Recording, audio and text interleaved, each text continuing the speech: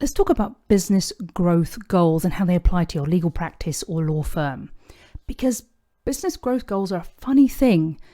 We know we should set goals for our law firm or legal practice, and you've probably heard about the studies that show that if we set a specific goal and we write it down, we're much more likely to achieve it. There are various studies like Harvard Business Review and so on. But when we think about setting goals, sometimes the nagging thoughts creep in. What if I set a goal and I don't achieve it? We start to feel pressure, stress, worry about not achieving it.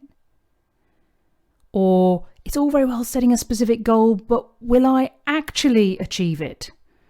Putting more pressure on ourselves that we don't need.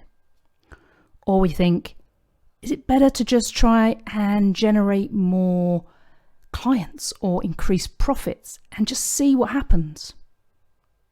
This is where the F word comes in, and that F word is fear. Fear of failing by not achieving the goal we set is a major reason many of us don't set goals in the first place, not just in our legal practice or law firm, but in our lives generally. I remember at the end of one of my Profitable Practice Secrets workshops for law firms, one of the attendees told me how much they'd appreciated a video I'd shared about why we should embrace failure, not fear it. And that video was about Michael Jordan, one of the greatest basketball players of all time, and how in his words, many failures had enabled him to succeed. You can find it on YouTube, this video. If you search Michael Jordan failure, you'll easily find it. You can watch it for yourself. So if you want to take action and address this issue of fear, the F word, then what we need to do, what you need to do, what I need to do, we all need to do, is let go of your fear, that fear of failure, and aim high. Start by setting yourself a goal that you'd really love to achieve in the next 12 months. Rather than a goal that you think you can easily achieve. And remember, if you aim for the stars, you might just hit the moon, which is not such a failure in my book. Whereas if you only aim for the moon, you might never get off the ground.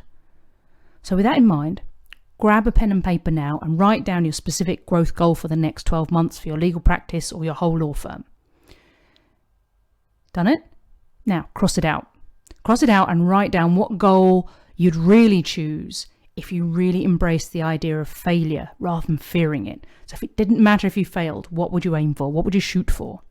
What's your version of shooting for the stars? Now, if you've done that, give yourself a pat on the back.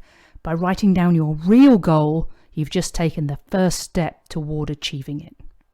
And the next step is to create a specific action plan to make sure your goal becomes a reality.